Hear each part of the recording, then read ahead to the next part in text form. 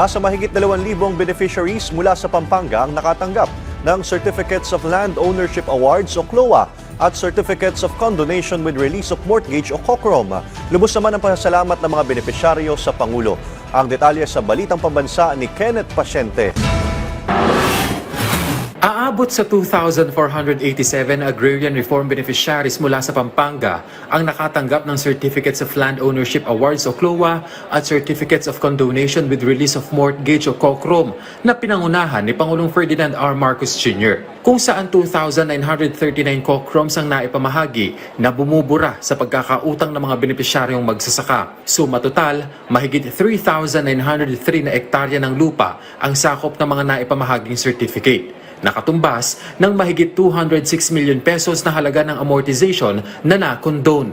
30 land title naman ang ipinamahagi sa mga piling magsasaka. Kasama na rito ang amortisasyon, ang interest at iba pang mga surcharge na nakakaangkla sa inyong mga lupang sakahan sa loob ng napakahabang panahon. Simula ngayon, pinapawalang bisa na po natin ang inyong utang sa lupang ipinagkaloob sa inyo sa ilalim ng reformang agraryo. Dagdag pa ng Pangulo, hakbang ito para maibsan ang problema ng mga magsasaka na isa sa mga pinaka-naapektuhan ng nagdaang mga bagyo at pagkilala sa kanilang pagtataguyod sa food security sa bansa. Isa pa ito sa talaga na ating mga layunin.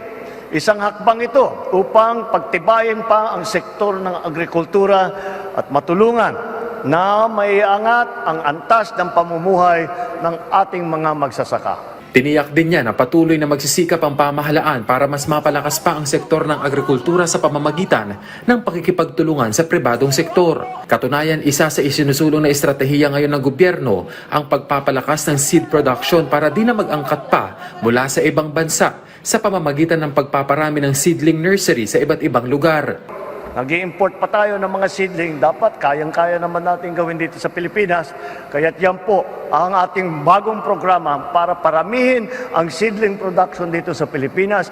Hindi na tayo mag-import at kasama dyan ang ating mga magsasaka. Pinakamagandang seedling ang kanilang gagamitin sa kanilang pagtatanim. Malaking bagay ito para sa mga benepisyaryo. Masaya kami. Naging sa amin na yung lupa, walang intindihin na bayad. Ang intindihin na lang kung paano makapag-harvest sa lupa. Pakikinabangan na yung lupa na diretso na lang. Magpasalamat sa ating Pangulo na sa magandang programa na makakatulong at makakaangat ng pamumuhay ng aming katulad naming maliliit na magsasaka sa kanyang mga programa. Hinimok naman ng Chief Executive ang mga benepisyaryo na pagsumikapan na i-develop ang kanilang mga sinasakang lupa, hindi lamang sa kanilang pag-unlad, kundi pati na rin sa pag-asenso ng buong bansa. Mula PTV, Kenneth Pasyente, Balitang Pambansa.